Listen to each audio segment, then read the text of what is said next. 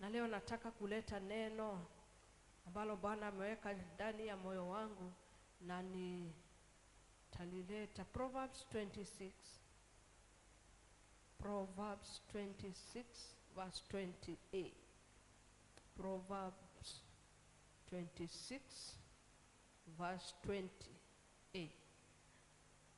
Proverbs chapter 26 verse 28.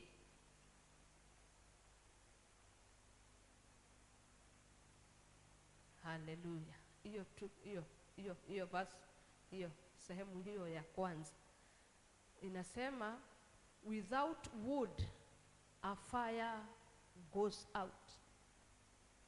Hiyo ndio A. Hiyo ingine, without gossip a quarrel dies down, hiyo ni B. Sitaki kudeal na hiyo B ya gossip, nataka kudeal na hiyo ya without wood a fire goes out. Na nimekuja na dhimu inasema, no oil no fire. No oil no fire. Bwana Yesu asifiwe. Nilikuwa ni demonstrate kitu na taa, na unfortunately nikasahau taa kwa nyumba huko. Ngapi wanajua taa ile ya mafuta taa? Kumbe nyinyi wa zamani. Watoto wa saa hii wajui taa. Si ni ukweli? Si mambo inaenda ikibadilika. Kwa ni demonstrate nikasahau, lakini faith nisaidie hizo vitu. Ita demonstrate tu sisi wote tutoe mawazo, hizi ni chupa, si ndio? Tuchukue hii ni taa. Utasimama tu hapo. Hii ni taa. So hii taa haina kitu, iko empty. So hata nikichukua kiberiti na hiyo taa ikuwe mpya, na hiyo taa niweke utambi mpya bila kuweka mafuta, hata nikiwasha hii taa haitawaka. Ni ukweli? Si zamani tukisoma tulikuwa tukitaka kakiisha mafuta. Sijui kama nyinyi mlipitia kama sisi kwetu. Oh God. Kataka ngeisha mafuta, kanaenda kakiisha. Sasa kwa upumbavu tulikuwa, kwa sababu hatujui, tunafikiri tukiweka maji katawaka. Tukiweka maji kanazima kabisa. Tusipoweka maji, hiyo mafuta ikishaisha, hiyo utambi inachomeka mpaka inaisha. So kama ulikuwa unafanya homework, huwezi fanya kwa sababu taa imezima. Bwana asifiwe. So hiyo taa ndio iweze kumaintain hiyo moto ama mwangaza, lazima ingewekwa mafuta. Bwana asifiwe. Ndio iweze kuendelea kuleta mwangaza. Wakati tungeona kanaenda kakizimia, tulikuwa tunaweka mafuta ndio iweze kuleta mwanga. Yaani ichukue hiyo mafuta, hiyo utambi ikuwe na unyevu, na ndio mwangaza urudi. Bwana Yesu asifiwe. So hii taa, chukua hizi points kidogo. Nikupe ruhusa uketi, weka hapo nitachukua. Ndio hata wewe uweze kuendelea. Haya, nataka hiyo taa. Hii taa, huyu ni mwanadamu. Tutachukua huyu taa akiwa mwanadamu. Bwana Yesu asifiwe. The lamp stands for the vessel, the powerhouse. We are the powerhouse. Mwanadamu ni powerhouse. Bwana Yesu asifiwe. Haya, moto ni presence ya Mungu. Fire is equals to the presence of God. Wale ambao watachelewa hii rancha wakifika watasumbuka. Oil stands for the Holy Spirit. Lamp, powerhouse. Fire, presence of God. Oil, that is the Holy Spirit. Ama divine favor. Hiyo ya oil, andika divine favor. Alafu sasa, where there is no fire, there is no oil. hizo vitu tatu, hizo vitu tatu, the lamp, that is the powerhouse, that is the man now, human being, a Christian, huyo ndio the church, ndio lamp. Na tutumie sasa mfano hii lamp ikiwa wewe mwenyewe sasa mwanadamu, ikiwa mimi na wewe. So hizi vitu tatu, the lamp, the oil, Holy Spirit, and the presence of God, hizo vitu hazistahili kuachana. The oil and the fire zinakuaga pamoja. So hizo hakuna siku zinaendaga bila moja na mwingine. The presence of God and the Holy Spirit. Mwanadamu lazima ingie hapo. Mwanadamu yeye peke yake, hawa wanaweza kaa, lakini hawa wewe the lamp haiwezi fanya bila the oil and the fire. Tunapata? Bwana asifiwe. So hizi vitu tatu lazima ziondoke pamoja: mafuta, mwanadamu na moto. Bwana asifiwe. So where there is no fire, there is no oil. Where there is no fire, there is no oil. Where there is no oil, there is no fire. So hizi vitu lazima zikae pamoja. Bwana Yesu asifiwe. So huwezi sema uko na presence ya Mungu na hauna oil ambao ni mafuta, Roho Mtakatifu. Huwezi sema uko na mafuta, Roho Mtakatifu, na useme na ukue hauna the presence. So hizi vitu zote kwa maisha ya mwanadamu lazima ziwe zote pamoja. Without fire, there is no oil. Where there is no oil, the fire dies. Where there is no oil, the fire dies. Ni vile nimekupea example ya kwamba taa kama haina mafuta, hata ukiakisha, kwa sababu haina mafuta, moto lazima utadidimia, utaisha. So kufanya moto uendelee kuwaka lazima kuwe na mafuta. Bwana Yesu asifiwe.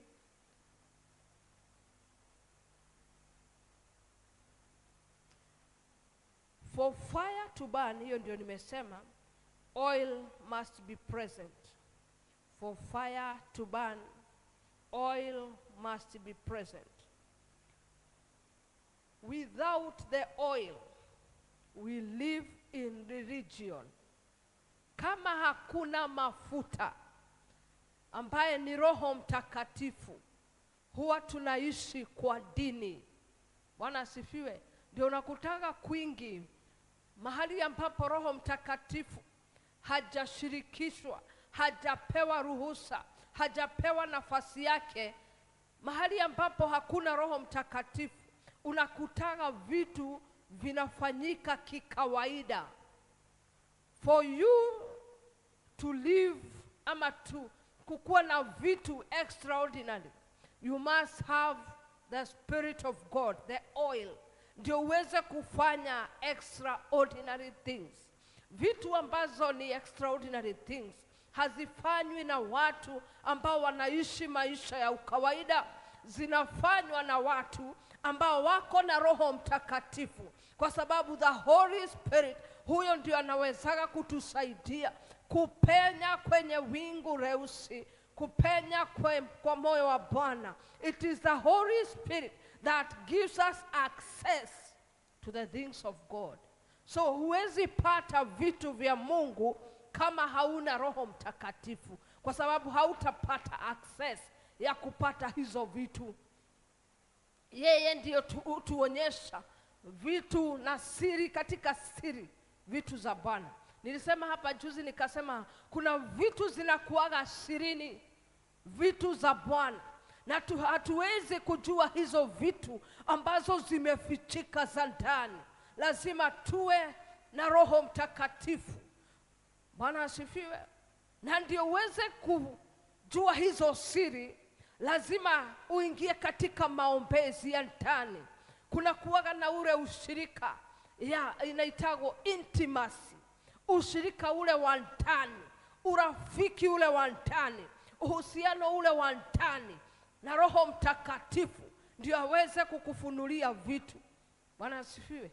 Kama usiku wa leo kuna vitu nimefunuliwa za kwetu na sikujua mpaka wakati niliingia maombi, nikasukuma hiyo kitu katika maombi leo asubuhi. Nimeisukuma nikitaka kujua ni nini hiyo niliona. Bwana asifiwe.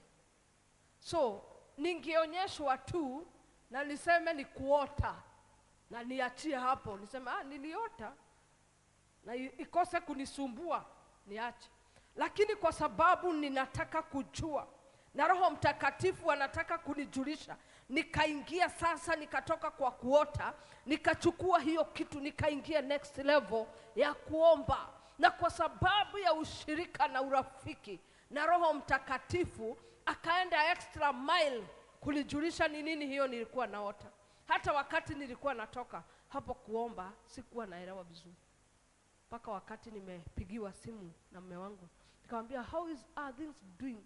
Kukoaje huko herere? Kaniambia 1 2 3.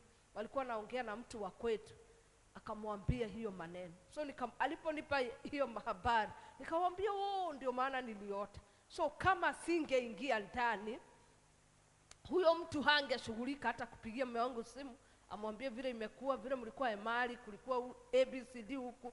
Bwana asifiwe. So hiyo ingeishi. Lakini kwa sababu nimeingia, Roho Mtakatifu akafanya huyo apigie huyu, ndio huyu inifikie. Bwana Yesu asifiwe. Haleluya. So lazima tuwe na huo ushirika wa ndani na Roho Mtakatifu. Roho Mtakatifu, he is a person. Unajua tunasikiaga Roho Mtakatifu, tunafikiria ni kikitu. Zamani nilikuwa nasema hiki kitu ni gani? He is a person. Bwana asifiwe. Akiingia kwa maisha yako, anakusaidiaga kufikia vitu ambavyo wewe mwenyewe hawezi fika kuzijua. The Holy Spirit, that is the oil, changes the inner person over time. Praise the Lord. The Holy Spirit changes a person. Wacha ni kuangalia watoto, niangalieni, mimi ndio mhubiri. The Holy Spirit changes a person over time. Hivyo ni kusema ya kwamba wakati tumekutana na huyu Roho Mtakatifu na tumemkaribisha katika maisha yetu, yeye katika madhaifu ambayo tuko nayo kila siku, anaendeleaga kutubadilisha. Saa hii ukiangalia maisha yako na siku ambao ulikuwa unaokoka, saa hii hao ni watu wawili tofauti. Nani ataamini hivyo ninasema? Kuna vitu ulikuwa unafanya zamani, saa hii ukiambiwa vile ulikuwa unafanya, ama ukiangalia vile ulikuwa unafanya, utoto ambao ulikuwa nao, upumbavu na ujinga ambao tulikuwa nao, Roho Mtakatifu wakati aliingia ndani yetu, kuna vitu ameshughulikia. Kuna hasira mtu alikuwa nayo, Roho Mtakatifu akaingia ndani, akaishughulikia, akaiondoa. So unashindagwa, mimi ni yule nilikuwa nakasirikaga. For example, Pastor Mary, mimi ningekasirika na wewe, unikosee ama uongee maneno yangu, sikuwa naongeresha mtu. Nilikuwa naenda nagonga vikombe ngapi? 2 za chang'aa, alafu nakuja. Sasa tunakutana, nakwambia sema vile ulikuwa unasema. Bwana siwe kucharaza, narudi kwangu. Saa hii hata ukiongea siwezi kukuuliza. Nasemaga hiyo ni mapito tu, itapita. Kwa nini? Kwa sababu kuna vitu ndani. Roho Mtakatifu pole pole over time ameendelea kuzirekebisha ndani yangu. Huo ukali ameendelea kushughulikia. Hizo tamaa za mwili za kiasiria Ameendelea kushughulikia ya kwamba kuna vitu saa hii haziwezi kunisumbua. Vitu zilikuwa zinanisumbua zamani, saa hii najiulizaga, sasa nini ilikuwa inanisumbua kweli? Nini hiyo ilikuwa inanisumbua? Kwa nini? Kwa sababu kuna ukomavu. Roho Mtakatifu ameendelea kuweka ndani ya maisha yetu. Na Yesu asifiwe. Haleluya. So Roho Mtakatifu, hiyo mafuta ndani inaendaga na kutusaidia. Bwana asifiwe. Saa hii, taa hii ikiwa kama haijawekwa mafuta, ikae sana, si huwa inatoboka. Si ndio? Si huwa ilikuwa inatobokaga wakati haijawekwa mafuta. Ikikaa kwa, tuseme for example, saa hii mtu wako na taa na tunatumia, tuko na stima, alafu amesahau kuweka mafuta, imekaa hapo, amehanga hapo kwa ukuta, itakaa hapo, itapata mashimo, mashimo tudogo twenye uwezi ona. Lakini wakati utaweka mafuta utakuta ita inamwaga. So katika maisha ya mwanadamu, ukikaa bila hiyo mafuta ambayo ni Roho Mtakatifu, kuna kutoboka. Mtu anatoboka. Unakuta kutoboka ni kusema nini? Kutoboka ni kusema kuna maisha ya kale, tabia za kale mtu hurudia. Bwana asifiwe. So hata ukikuja church, uhubiriwe, uwekwe mafuta, uwekwe neno, ukitoka utaanza kujiuliza, na tulihubiriwa nini? Kama hujaingia ibada, alafu unajikuta unajiuliza, na pastor alikuwa anahubiri nini? Unakuta haukushika kitu, kwa sababu kuna vitu zimejazana ndani yako. Roho Mtakatifu kanafasi kamekosa kake kakukuja, na ile wakati huo ufunuo umeachiliwa juu ya maisha yako, uendelee kupanuka. Bwana asifiwe. Where oil grows, fire grows. Where fire grows, oil grows. Mahali mafuta yanaongezeka, moto huongezeka. For example, sasa tukiakisha moto hapa wa kuni, tuweke makaratasi, hizo kuni zinaweza waka, lakini hiyo moto haitakuwa mingi. Wacha tu uchukue mafuta taa, umwagie zile kuni, hiyo moto inakuwaga kubwa. So mahali mafuta iko, moto inakuwaga kubwa. Bwana asifiwe. So wakati uko na presence ya Mungu na Roho Mtakatifu aongezeke, huo moto lazima ukue mkubwa. Ndio saa zingine tunakutaga, kwa sababu ya muongezeko wa Roho Mtakatifu ndani yako, presence ya Mungu inakuwaga nyingi. So utakuta huyo mtu anaweza tembea kama Petro, anakuta mtu amekufa, anapita pale, kivuli, si Petro, kivuli cha Petro kinafufua. Kwa nini? Kwa sababu this man was a carrier of the presence of God. Alafu alikuwa amebatizwa wakiwa chumba cha juu na Roho Mtakatifu. So hizo vitu mbili zikikutana, lazima kukuje kutoke moto. Bwana Yesu asifiwe. Tuseme for example, kuna kamoto kadogo kamemwagika kwa nyasi, wewe hujui kuna kamoto, so kanachomea huko ndani tu. Lakini kukuje lori, trailer ya petroli, ianguke hapo. Uonagi hata saa zingine lori ya petroli ikianguka mahali na watu wameenda kuchota mafuta, mtu akuje tu na sigara, anavuta sigara, ako kamoto kadogo, kwa sababu ya mafuta, huo moto hulipuka na unaweza choma kijiji kizima. Kwa nini? Kwa sababu ya mafuta. So mafuta, Roho Mtakatifu ni wa maana sana kwa maisha ya mwanadamu. Kuna level ambazo hauwezi fika mpaka uwe na mafuta. Huwezi enda na presence ya Mungu peke yake, lazima Roho Mtakatifu aingilie kati ndio vitu vianze kufanyika. Bwana asifiwe. Kwa kizazi kama hiki ambacho Bwana ametuaminia, lazima tukubali Roho Mtakatifu aingie ndani yetu na tumpatie nafasi yote, si kumpatia kanafasi kadogo na tubakishe hasira kidogo. Anasifiwe. Haleluya. Huko ndani umake sure hakuna vitu ziko ndani. Tutoe chuki ndani, tutoe hizo vitu ambazo ni najisi, hizo ambazo zinaweza fanya ndani yako Roho Mtakatifu akonde.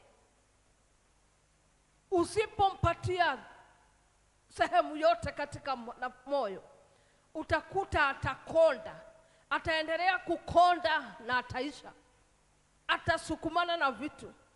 Kuna wimbo wa Kikuyu unasemaga Roho Mtakatifu huwa haishi ndani vita ndwera ni nyoka ndwera na Kikuyu ndio Mkikuyu ndwera ni nyoka, ni giza, vitu za shetani. Hizo ndio vitu ambazo ni ndwera. So hizo vitu haziwezi kaa na Roho Mtakatifu.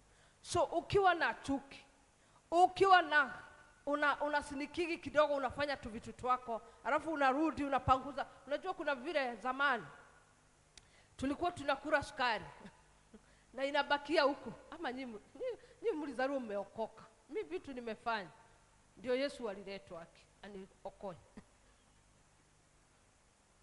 Nakula sukari, unapanguza mdomo, kumbe huku ilimwagikia kidogo. Mama anakukuta anakuuliza, Mary, na ulikula sukari? Unajua zamani kuapa tulikuwa tunalamba hivi, alafu unaguza mchanga, unainua hivi, unasema haki ya Mungu, sijakula sukari. Mama anacheka, anasema ulikula sukari. Unasema mama, Mungu ni shahidi, sijakula. Anakuambia na nini hii? Anatoa hivi anakuonyesha. So hata Roho Mtakatifu kuna vitu tunafanyaga, tunaficha watu. Sasa hiyo mimi tuseme for example Mary ni wa praise and worship, nakuja nasimama hapa, ama mimi ni Asha, ama mimi labda kuna kazi nafanyaga church, Bwana asifiwe, ama labda hata mimi ni mshirika tu, mnaonaga mshirika mzuri ameokoka, kumbe kuna sukari nilikula. Kuna vitu huko nilienda nikachovya na nikapanguza mdomo na nikakuja ibada. So Roho Mtakatifu ndio anakuaga foreman.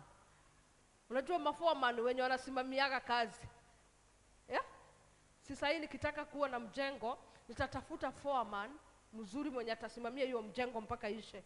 Atafute fundi mzuri wafanye hiyo kazi. Mimi sitakuwa na shughuli ya kukujaga. So inawezekana hata niko US, nitafutiwe foreman angalie hiyo kazi mpaka nikiwa US napigiwa simu nyumba imei.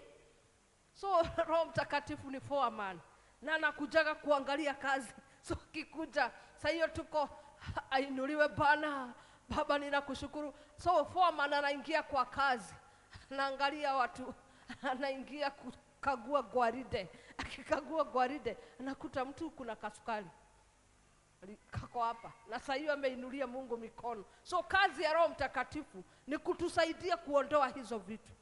Bwana Yesu asifiwe. Anatuperfect mpaka tufanyike kile Bwana anataka. Ona ile masaa yenu sasa tena. A car cannot move without petrol. Usipoweka gari mafuta, Bwana Yesu asifiwe. Nasikiaga kwa sababu sina. Mimi nimezoea kukalia tu gari na bebo naenda. Nasikiaga usipoiweka ama usipoiweka mafuta ile inastahili, inapataga kitu inaitagwa a knocked engine. Engine inaweza knock. Na gari kinock engine haiwezi enda. Bwana asifiwe. So tuko na knocked engine kwa church.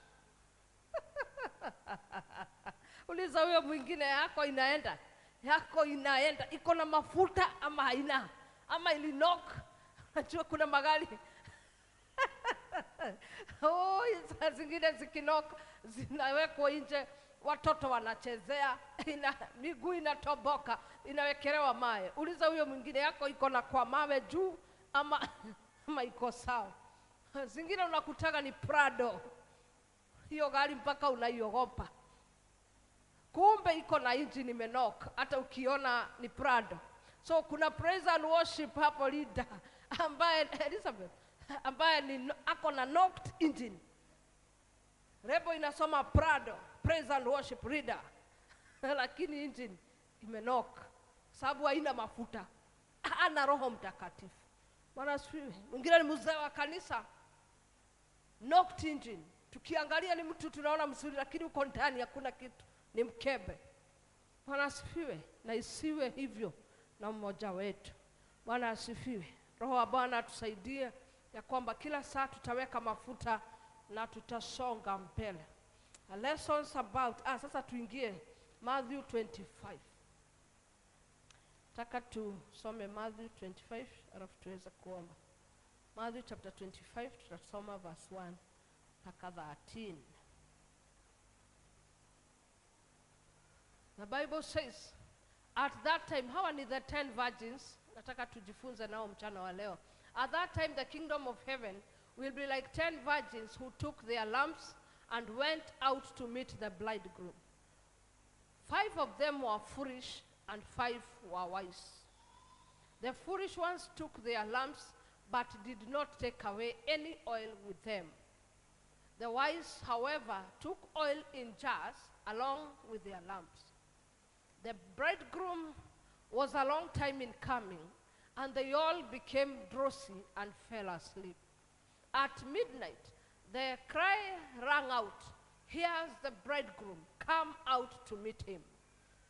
Then all the virgins woke up and trimmed their lamps.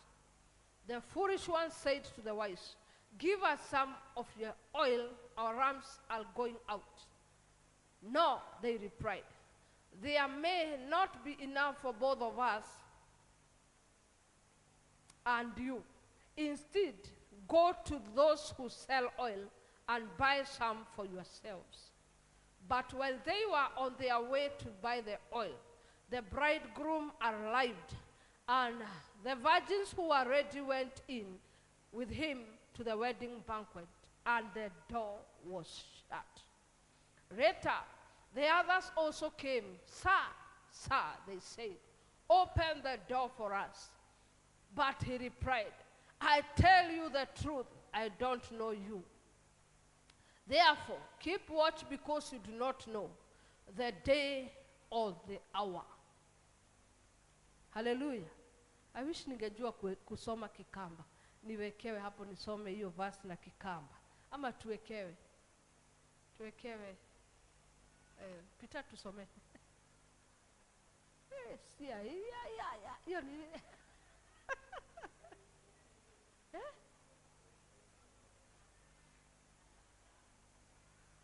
ati hiyo ni, hebu soma hiyo.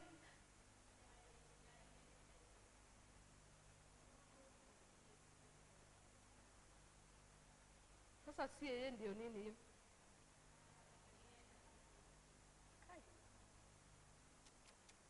Mungu kweli ni ajabu. Sasa mchunge, kwa sababu hamjui saa. Mukae mumekesha, kwa sababu hamjui siku.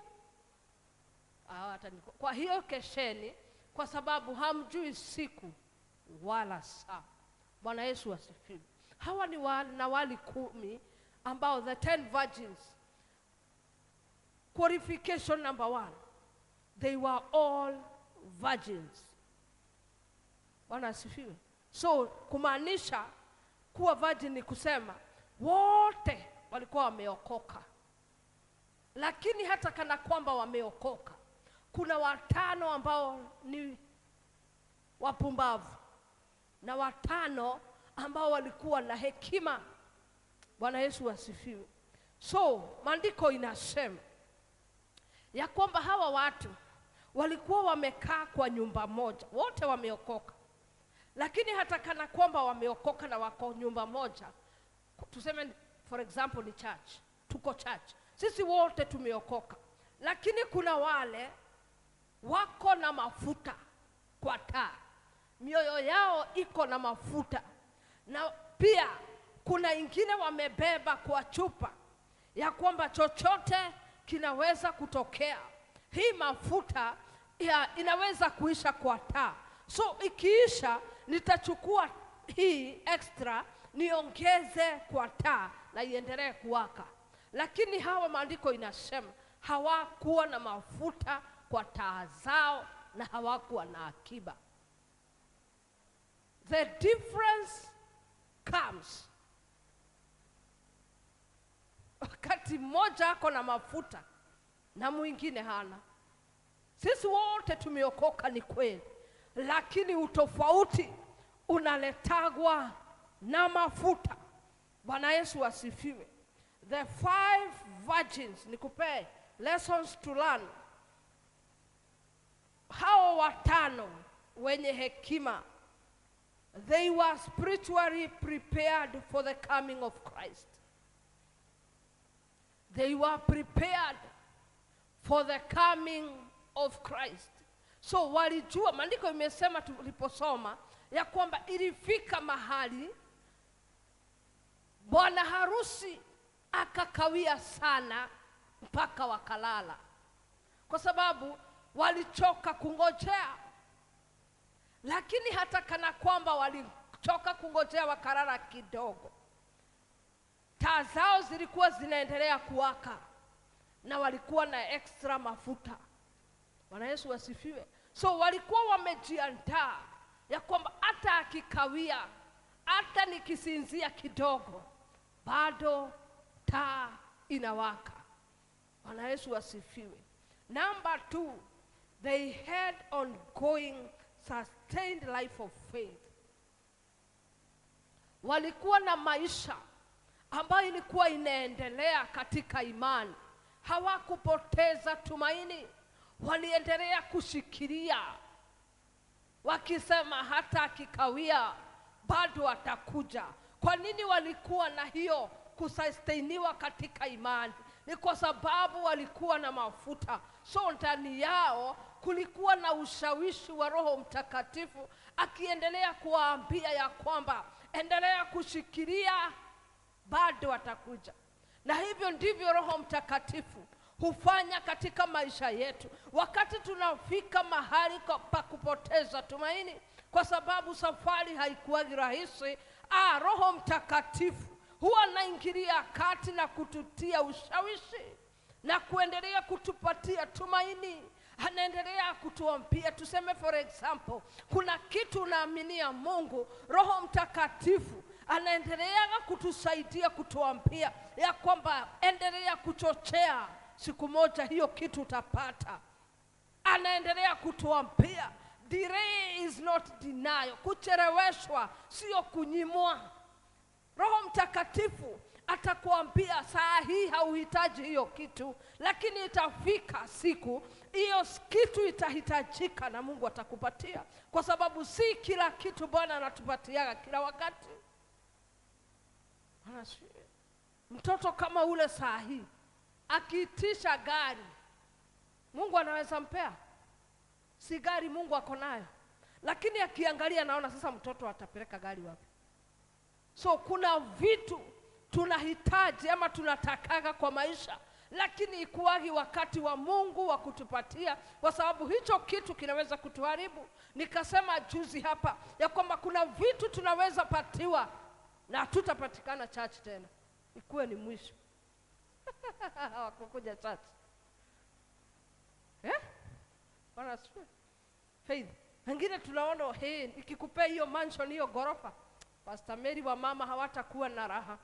Kwa kuwa ukiwalingia unawauliza, kwani mnaenda kazi kufanya nini? Kwani hamjui kufanya kazi?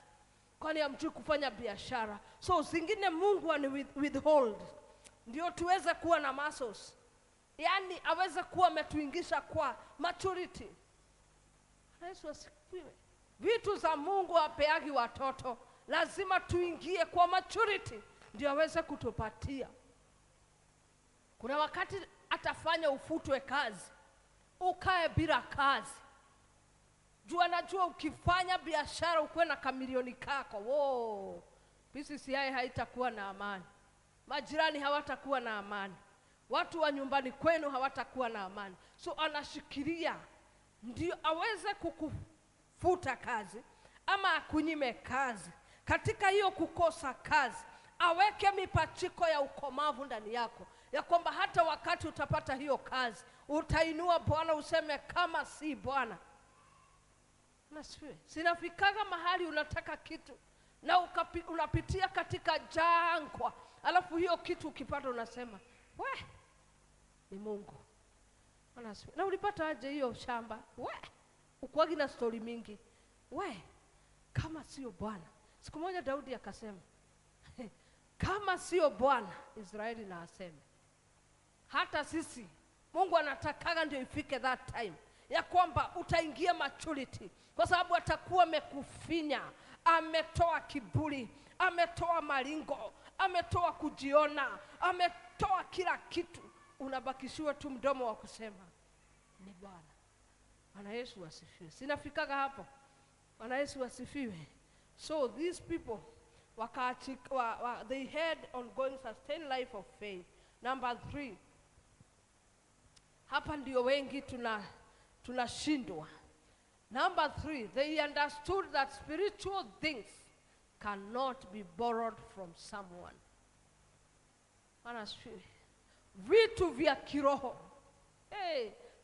hazipeanagwi. Yani siwezi kuwa na imani, ama siwezi kuwa na grace ya kuimba, ama siwezi kuwa na grace ya kufanya maombezi ya intercessory, siwezi kuwa na, yani nitasema nini, na hiyo gift ya kuponya. Bwana asifiwe. Alafu faith ukuje uniambie, nimeona mgonjwa pale, nigawie. Kuja. Bwana asifiwe.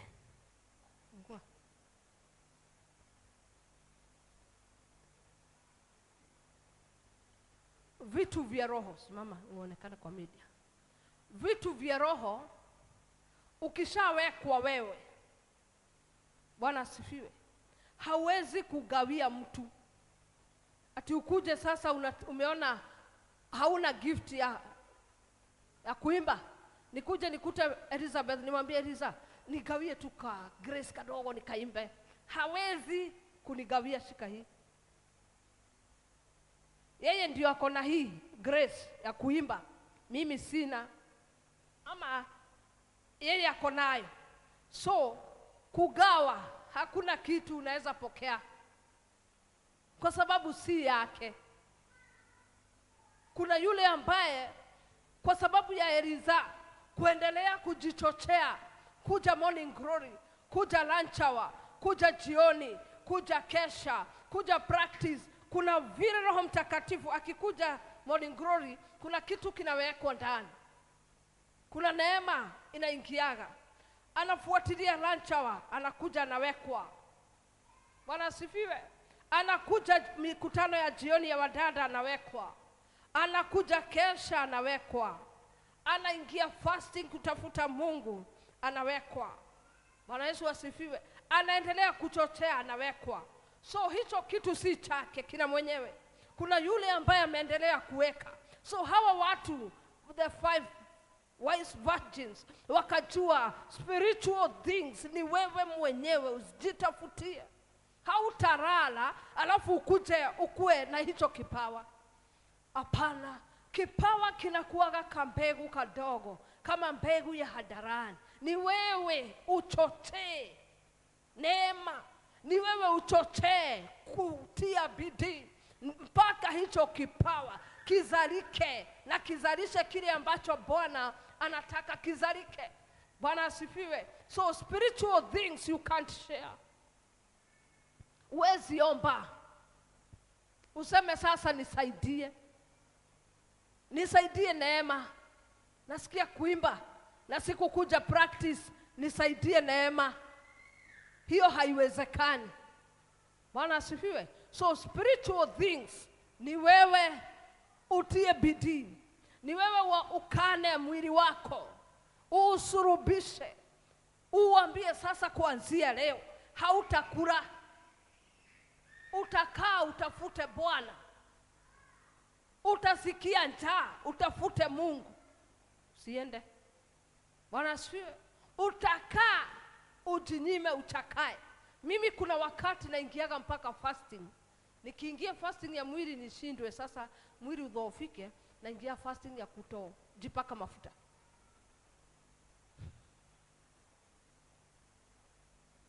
Hey. Nakosa kujipaka mafuta na parara kwa sababu kuna kitu nataka, mipachiko nataka.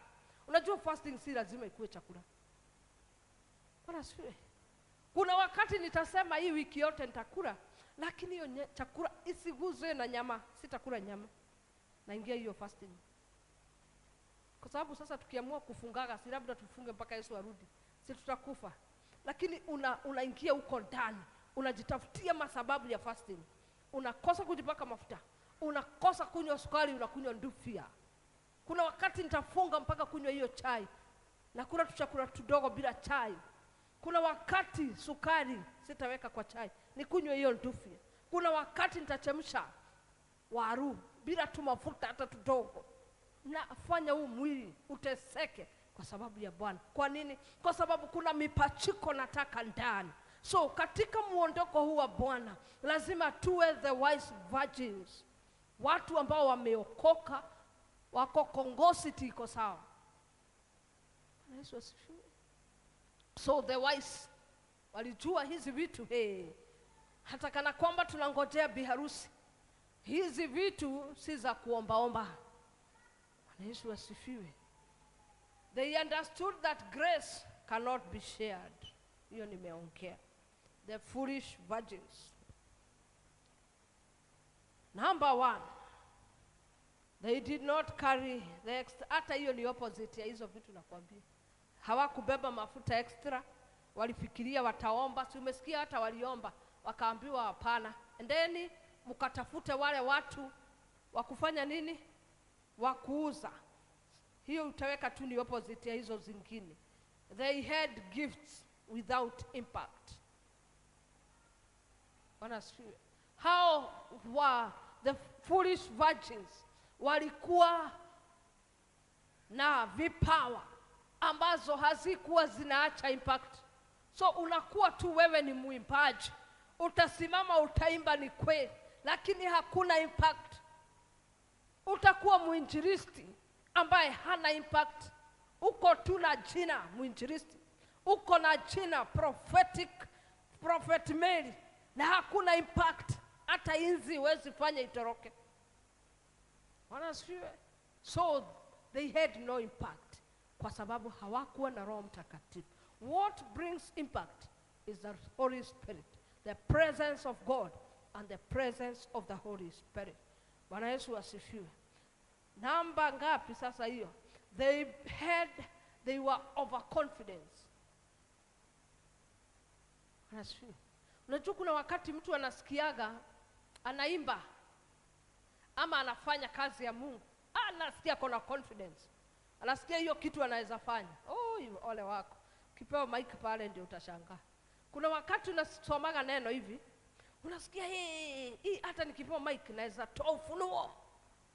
Ngoja tu kuje hapa upewe hiyo kitu, moto inaisaga. Kwa nini? Kwa sababu hakuna mafuta ya Roho ndani ya kufanya wakati unasoma na unahubiri mafunuo yatoke na yaache impact. Bwana asifiwe. Overconfidence inatumalizaga. Bwana asifiwe. So mimi nikisikia tu home nimesoma neno, alafu nikuje nasikia ndani yangu niko na hiyo neno, hata sasa nikiambiwa na bishop Mary hubiri, sasa hiyo nitaachilia mistari. Nikosa kupewa hiyo siku, narudigi nyumbani kutubu. Naambia Mungu, hiyo nilikuwa nimegonga nje hapo, hakukuwa roho hapo. Hiyo ilikuwa yangu. Bwana asifiwe. So the Holy Spirit brings the difference. Sasa difference inakujaga kwa sababu ya hiyo mafuta na moto. Ilifika wakati hao the 10 virgins wakalala. Bwana Yesu asifiwe. Walikaa kwa uwepo wakingoja bwana harusi. Lakini kwa sababu ya kungoja sana, tumesoma tukaambiwa, sijui ilikuwa verse gani, ya kwamba bwana harusi akakawia. So inafikaga wakati tumengoja Bwana na ili akuje afanye kitu, lakini anakaa bila kukuja. Bwana harusi alipokawia kuja, wale wanawali wote wakasinzia na kulala. Wote wakalala. Walikuwa wamengojea, ni kweli wote, lakini wakalala. So katika kungojea tunakutaga wakati mwingine tumechoka, na mostly tunaondokea kidogo. Bwana asifiwe. Lakini hata wakati huo umengojea, umechoka, usiondoke. Endelea kukaa hapo. Ukikeep watch, that means tarry in the presence of God. Tarrying in the presence of God. Ukiendelea kungoje, hata kama ulichoka kuomba. Saa zingine mtu ananyamazaga. Mimi kuna wakati nikiomba sana, na nasikia sipenyi, nasikia huku kuna uzito, siendi. Sitokagi hapo, nasema leo iendi, wacha niende shughuli zangu. Hapana. I tarry in that presence. Nakaaga hapo. Hata inawezekana nilale kidogo hapo. Narara. Alafu naamuka na mgurumo. Nasema Rama Santa. Reka Rama Santa. Naomba mpaka nisikie hiyo sitara imepasuka. Bwana asifiwe. Usiondoke, usiwe mwepesi wa kuondokea. Hata ukisikia unaomba, unasikia hizo bingu zimeshikamana, usiondoke, endelea kukaa hapo. Those 5 virgins, they tarried there. Bwana asifiwe. They tarried in the presence. Walikuwa na neema ya kungojea. Bwana asifiwe. Lakini wale wapumbavu walipolala wakaamuka, wanakuta taa kuna inishi na hawana spare. So wakatoka kwenda kutafuta mafuta. Sasa walienda kutafuta hawa, kwa sababu bado wameendelea kutali. Wakasikia mlango, fungueni, bwana harusi amekuja. So hao ndio waliingia na bwana harusi. Hawa walipoenda wakazunguka, sijui kama walipata mafuta. Imesema walipata. Usiku wa manane pakawa na kelele. Tazameni huyu hapa. Unasikia hajakuja saa 1 ya jioni. Hajakuja saa 2. Hajakuja saa 3. Unajua saa 1, saa 2, saa 3, saa 4, saa 5, saa 6 tunakuaga kesha. Saa hiyo tuko sawa. Si tuko kesha. Tuko kwa presence ya Mungu. Yesu hata sasa akikuja mimi anaweza nibeba, kwa sababu nimeomba, nimetubu kwa kesha. Lakini inafika saa 7. Pastor Faith anasema, now may the grace of the Lord Jesus Christ, tunaenda home. Sasa hizo tumeenda. Usipo kaa macho masaa 8 hapo, ndio unasikia usiku wa manane pakawa na kelele. Unasikia kelele, watu wakishangilia. Tazameni huyu hapa bwana harusi, tokeni nje mkamlaki. Bwana Yesu asifiwe. It is good always to tarry in the presence. Na ndio maana nilikwambia sijaruhusu spirit yangu kulala. Bwana asifiwe. Mwili enda ulale, lakini ndani spirit ilalagi. Pastor Mwana ananiambiaga, yaani pastor, ni nini inakuwa shida? Namuuliza kwa nini? Kwa sababu kilala tumelala usiku, ni gurumoke hivi nasikiaga umesema thank you Jesus. Hii mdomo inaongea. Kwa nini? Kwa sababu uko ndani hakujalala. Mara nyingi ananiambia, nilisikia usiku ukisema God you are so faithful. Namwambiaga silalagi ndani, huku nje ndio kunalala. Ndani na mekikishwa saa zile najiekelea, nimeanza maombi ya ndani. So narala, mwili unalala, unaacha huko ndani kukiendelea. So usiku, kwa sababu mwili unawasilianaga na ndani, utasikia nikiongea thank you Holy Spirit. Ama wakati mwingine nacheka kicheko. Asubuhi ananiambia, sasa ulikuwa unacheka nini? Niambia nilicheka. Kwa nini? Kwa sababu huko ndani hakulali. Sikubaliki kulala. Ukilala ndio unakuta mtu anaota ukikimbishwa, kianguka shimo. Bwana asifiwe. Hawakuwa na kitu. Hawa the 5 virgins hawakuwa na kitu. Hawakuwa na kitu, walijibebea. Bwana siwe keti faith. Walikuwa hivyo kafu. On their way to buy the oil, the bridegroom came. Niko na swali. Do you have the oil? Haya ni maswali ya kujiuliza. Je, uko na hiyo mafuta? Je, uko na Roho Mtakatifu? Do you have the fire? Do you have the presence of God? Kwa sababu the presence of God haiwezi kuja mahali ambapo kuna takataka na uchafu. Mafuta haiwezi kuja kuwasha moto mahali ambapo hakuna moto. Bwana Yesu asifiwe. Can the lamp, wewe, carry the oil? Kwa sababu tumesema wakati mwingine taa ikikaa bila mafuta huwa inatoboka. Je, inawezekana kwa maisha yako? Kuna mashimo hata Roho Mtakatifu akikuja akimwaga vitu ndani, kwa sababu kumetoboka, zinaenda tu. Ridi amka, takusimamisha. Bwana asifiwe. Haleluya. Roho Mtakatifu kuna vitu anaweza nyunyizia ndani yako na zikuwe withheld, yani zishikiliwe, zisimwagike. Bwana asifiwe. Leo tunaziba mashimo. Naomba praise and worship akuja. Naomba watuimbie huu wimbo huo unasema, give me oil in my lamp, keep me burning. Give me oil in my heart, I pray. Give me oil in my heart, keep it burning. Keep me burning till the break of the day. Unaijua? Hallelujah. Bwana asifiwe. Haya tuimbe, nitakuongoza tuimbe. Give me oil in my heart, keep me burning. Give me oil in my heart, I pray. Give me, tusimame.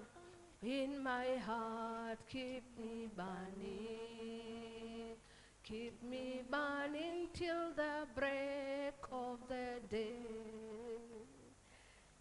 Sing Hosanna, sing Hosanna, sing Hosanna to the King of Kings. Sing Hosanna, sing Hosanna, sing Hosanna to the King. Inua mikono yako, mwambie Bwana mchana wa leo, Bwana naomba tena, ziba kila mianya ambayo inaweza kuwa kwa moyo wangu, kutoboka ambako kunaweza kuwa kwa moyo wangu Bwana, ya kwamba hata wakati unamwaga vitu ambavyo ni vya rohoni vya kunisaidia kuondoka katika maisha haya Bwana, moyo wangu hauwezi shikilia kwa sababu ya mashimo. Mwambie Bwana siku ya leo, Bwana nimekuja kwako kwa sababu nahitaji mafuta, nahitaji presence ya Bwana.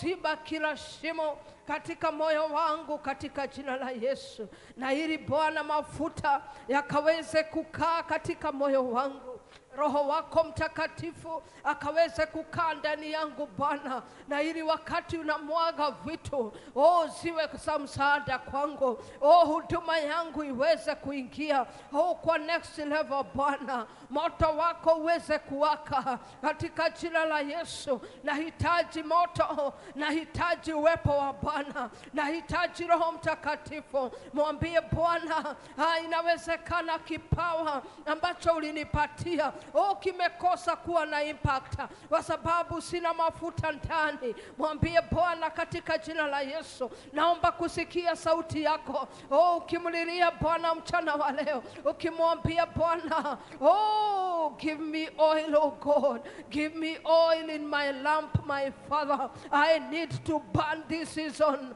katika jina la Yesu, because nations are waiting, nations are waiting, oh God, nations are waiting my Father. Oh, nahitaji haya mafuta ambayo yanatokana na Roho Mtakatifu. Nahitaji uwepo wako, oh, katika jina la Yesu. Na ili niweze kufikia kizazi, nahitaji mafuta. Na ili niweze kufikia mataifa, nahitaji mafuta. Nahitaji kuelekezwa na Roho wako. Bwana, ziba kila shimo ambalo Bwana liko katika maisha yangu. Inawezekana nilikaa bila Roho Mtakatifu ndani yangu, kukapatikana mashimo. Oh, hata kitu ikimwagwa ndani, neno likimwagwa ndani halikawi, kwa sababu huwa linamwagika. Mwambie Bwana, rekaramarama sanda, nahitaji kutengenezwa na wewe. Nahitaji kuzibwa mashimo. Oh, ziba mashimo ya masengenyo ndani yangu Bwana. Na mashimo yaliwekwa na masengenyo Bwana, oh, katika maisha yangu. Wakati masengenyo yaliingia katika moyo wangu Bwana, oh, kukawa na kutoboka ndani. Oh, wakati nilichukia, oh, chuki ilifanya moyo wangu, oh, katika jina la Yesu, taa ya moyo wangu ipate mashimo. Naomba katika jina la Yesu, oh, ziba kila shimo Bwana. Rekaramarama sanda. Oh, mashimo mengine yaliletwa ni kwa sababu ya kutokuwa committed kwa kazi yako. Nilifanya kazi yako juu Bwana, oh, nikatoboka ndani. I did not tarry in your presence, oh God. Na ili nitengenezeke kama vile ulitaka, naomba siku ya leo katika jina la Yesu, oh, ziba kila shimo Bwana, na utilie mafuta ndani yangu. Oh, give me oil in my lamp. Keep it burning, my Father, till the daybreak, oh God Almighty, in the name of Jesus. Nahitaji haya mafuta. Nahitaji mafuta Bwana. Nahitaji mafuta. Nahitaji mafuta. Nahitaji mafuta. Nahitaji mafuta Jehova, katika jina la Yesu. Nahitaji upendo na ili niweze kukusava katika jina la Yesu. Give me love in my heart, oh God, and keep me serving Jehovah till the daybreak, Jehovah, in the name of Jesus. Hadi utakapokuja, naomba kupenda Bwana. Naomba kutumika katika kupenda katika jina la Yesu. Ninakuhitaji, oh, unipake mafuta tena, nijaze Bwana katika jina la Yesu. I refuse to be a foolish virgin katika jina la Yesu. Hao wanawali watano ambao walikuwa wapumbavu, hawakuwa na mafuta ndani yao. Oh, naomba siku ya leo katika jina la Yesu, tia ndani yangu mafuta na kuwe na akiba Bwana. Hata wakati utakawia kukuja, bado taa yangu itaendelea kuwaka, moto ndani yangu utaendelea kuwaka, imani itaendelea kuwaka ndani ya maisha yangu. Oh, naomba Bwana katika jina la Yesu Kristo, rekaramarama sanda, oh, wacha kuwe na mafuta ndani yangu. Naomba hekima Bwana ambayo inatokana na wewe, hekima ambayo inatokana na Roho wako Mtakatifu. Mchana wa leo Jehova, katika jina la Yesu Kristo, naomba hekima Bwana. Naomba kuelekezwa na Roho wako Mtakatifu. Naomba Roho wako anishike mkono, anielekeze katika jina la Yesu Kristo hadi utakaporudi. Maandiko yametuambia ya kwamba usiku wa manane kukakuwa na kelele, watu wakasema ndio huyo, oh, bwana harusi amefika, mfungulieni. Rekaramarama raboshe keteria rekaramasanda. Nakataa kupitwa na majira ya mtembeleo wa Bwana. Nakataa kupitwa Bwana wakati unatutembelea kama kanisa la PCCI. Nakataa kupitwa kwa sababu ya upumbavu katika maisha yangu. Nakataa kupitwa Bwana na mtembeo Jehova wakati unatembelea wachungaji. Nakataa kupitwa wakati unatembelea praise and worship. Nakataa kupitwa wakati unatembelea vizazi vingi katika taifa la Kenya Bwana. Nakataa kupitwa. Rekaramasanda raboseketeria rekaramaramasia raboshandaya. Katika jina la Yesu ninakuhitaji Bwana, ninakuhitaji, ninakuenzi Mungu wangu. Na enzi, oh, kuwepo kwa Roho Mtakatifu ndani yangu. Na enzi kuwepo Bwana wa presence yako katika maisha yangu katika jina la Yesu Kristo. Oh, na ili nisije nikapitwa na mtembeleo wako. yako. I pray Jehova, naomba unipake na roho wa kubakia kwenye presence yako. Nisaidie how to tarry, oh God, ya kwamba hata wakati haujatokea bado nitakungojea. Wakati Bwana nitaitisha kitu na sijapata, bado nitaendelea kungojea katika jina la Yesu. Naomba mafuta hayo ambao husaidia mwanadamu kukaa katika uwepo wako. Sitaondolewa na dhoruba, sitaondolewa Bwana na upepo mkali, sitaondolewa na fashion za dunia, sitaondolewa na vitu ambavyo havina maana. Katika jina la Yesu, I choose to be wise, oh God, in this kingdom, Jehovah, in the mighty name of Jesus. I choose to be a wise woman. I choose to be a wise woman, oh God Almighty. I choose to be a wise woman. I choose to be a wise woman like Deborah. I choose to be a wise woman like Rebecca. I choose to be a wise woman like Esther, oh God. I choose to be a wise woman, Jehovah, like Sarah, in the name of Jesus. I choose to be a wise woman like Jochebed, katika jina la Yesu, ya kwamba hata wakati mambo hayuko sawa bado nitaendelea kushikilia katika jina la Yesu. I will tarry, oh God. I will tarry in your presence. In the name of Jesus, I will tarry, my Father. Ambia Bwana akusaidie ya kwamba bado utaendelea kutali kwa presence yake katika jina la Yesu. Baba, tunakushukuru, tunakuinua. Tuomba kusaidiwa na wewe. Tusaidie kupitia kwa Roho wako Mtakatifu ya kwamba Bwana tutaendelea kutali in your presence, in Jesus name.